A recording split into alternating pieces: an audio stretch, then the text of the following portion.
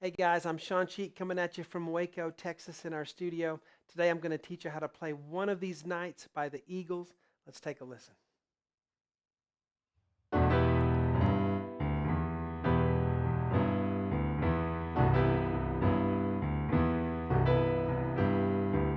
then, one of these nights, one of these lonely nights. Had to do that. Hey guys, welcome to our online piano community at webpianoteacher.com, where we gather together to learn, play, and share the music that we love, creating a culture of encouragement for all you guys out there who are trying to learn to play piano online.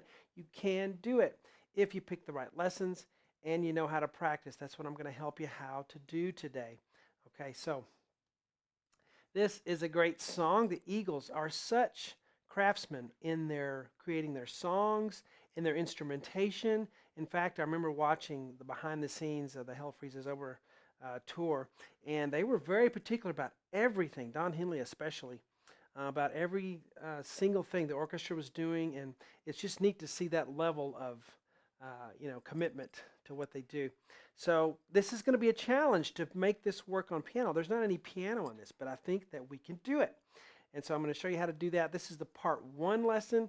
All the lessons for the whole thing are on the website. If you are a member, you can download the sheet for this. Very helpful to do that.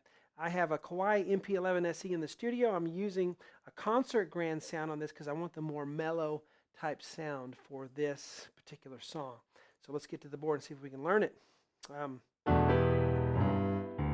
You have the guitars with some kind of little bit of distortion on them, bum, bum, on the top. So we're going to try that, okay? Pull this off. I'm going to have A, D, F sharp, A in the right hand, 1, 2, 4, 5. And my fingering is the same for the next chord, B, E, G, B. Some of you might want to keep a D in there, but I'm pretty sure they go to an E minor there. So, okay, connect it. Pedal can help you do that. All right. Really as smooth as you can get that. Just work on that one little move.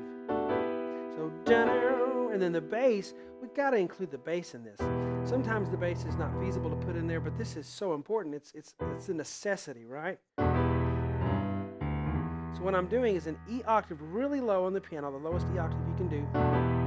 And then I'm doing the G. I'm flipping to the G from an F sharp. You can even do the F if you want. And then a D, and then flipping up to the E.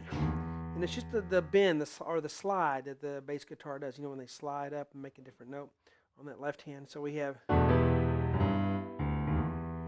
again, 1. Now here the guitars don't play again. They're holding, but our note's already gone on the piano because our notes decay after we play them, right? They start to disappear. So I'm going to keep that E minor chord going a little bit now and again, just so I have something going on the top, okay? So, and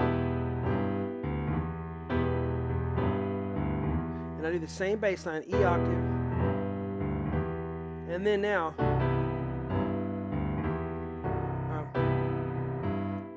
so the right hand this time is going to do the same thing. The guitar stays the same. The left hand goes to a low C octave, and then G, D, E, just like we did here. So,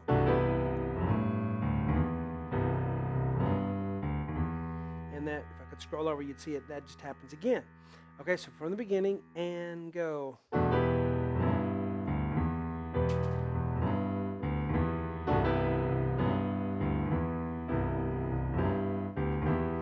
Okay, so I'm getting better at it as we do it. It takes some practice. Sometimes the hard work is not on actually just playing what's there. It's playing it in a way that makes it sound like the original version. And this is quite of a challenge to me, probably for you too, to get it working where it's going to be satisfying to sound like the album version. But there at the end, though, I was getting satisfied with how I was sounding on it.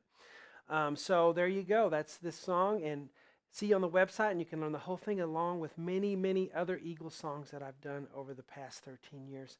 Hope you guys enjoy it. Talk to you later.